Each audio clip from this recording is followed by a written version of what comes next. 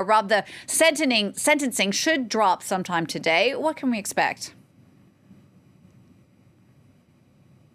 Yeah, it looks like that. They're in recess for the moment, likely to be coming back in an hour or so, and it is thought that a verdict will be reached today. Almost certainly, given the degree to which this trial has been politicized, a guilty verdict will be reached. The prosecutor has been asking for 3.5 years detention.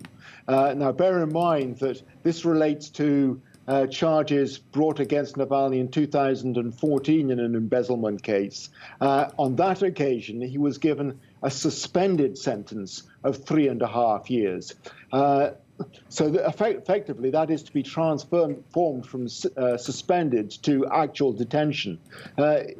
Also worth bearing in mind is the European Court of Human Rights took a look at this case and found that Navalny had been denied a fair trial and asked the Russian government to pay his legal costs.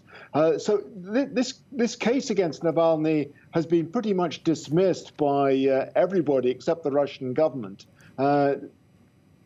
interpreted as being brought along political grounds. It's quite clear, though, that the Russian government is going to press ahead with the verdict, because essentially, since his return from Germany on January the 17th, the Russian government has backed itself into a corner. If it doesn't bring the verdict, of a guilty verdict against Navalny, it looks weak, and it knows that Navalny will exploit his release to pursue his opposition against the Russian government. It feels that he can't allow him to do that at this stage, and that effectively makes the verdict against him almost inevitable.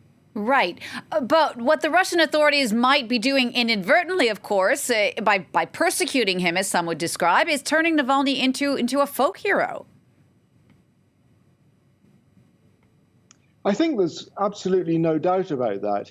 Navalny's rating has rocketed as a consequence of his arrest on his return. And prior to that, of course, his poisoning, as he says, by the Russian government using the Novichok nerve agent, which I think is generally accepted, could only be used by the Russian authorities, since nobody else possesses it. Novichok was established to have been used by the Organization for the Prevention of Chemical Warfare, by top laboratories in France and Germany. So I think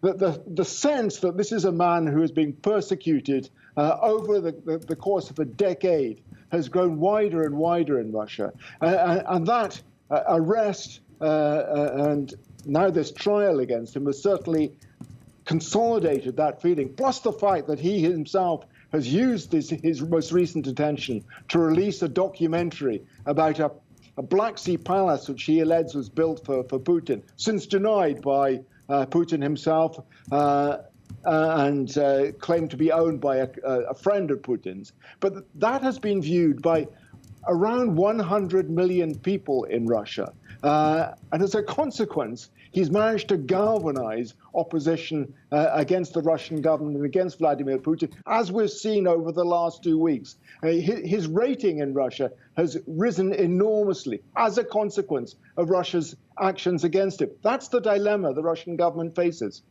Rob, thanks for that. France 24's chief foreign editor, Rob Parsons, there talking about that sentencing coming today toward Russian opposition leader Alexei Navalny.